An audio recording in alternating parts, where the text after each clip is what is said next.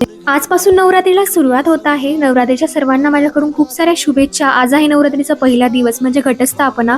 मातेचा घरामध्ये घटाच्या स्वरूपामध्ये आगमन करून 9 दिवस तिचा जागर केला जातो आणि तिची पूजा अर्चना केली जाते, ज्यामुळे सुख, शांती, समृद्धी आपल्याला लाभेल, तिची कृपा आपल्यावरती होईल.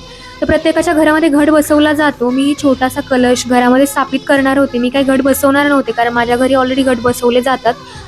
कलश कुलदेवीच्या स्मरणार्थ बसवून आणि नवग्रहांची कृपा माझ्यावर लाभावी, माझ्या परिवारावर लाभावी म्हणून नवग्रहांच्या आवडत्या वस्तू मी कलशामध्ये स्थापित करून त्याची पूजा 9 दिवसांसाठी करणार होते. त्यासाठी मी आधी देवपूजा करून घेतली. त्यानंतर पाटावर लाल वस्त्र अंथरून त्याच्यावरती कुलदेवीचं स्मरण करून माझ्याकडे जी लक्ष्मी मातेची मूर्ती होती आणि मोठा देवीचा फोटो होता त्याला पूजला. त्यानंतर आधी गणपती बाप्पांचं पूजन करून घेतलं. त्यानंतर अष्टदल काढलं. मला त्यावरती कलश स्थापन करायचा होता. त्याआधी मी कलशाला लाल आणि पिवळा दोरा जो आहे त्याने 9 वेळा धागा बांधून घेतला.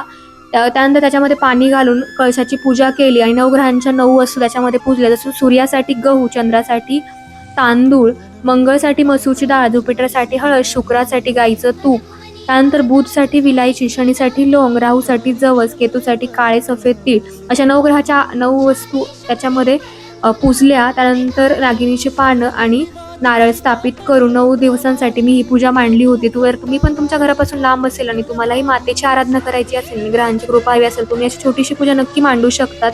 शेवटी श्रद्धा, भाव, विश्वास महत्त्वाचा, बाकी सर्व त्या परमेश्वराला कळतं आणि म्हणून तर त्या आईला जगज्जननी म्हटलं जातं.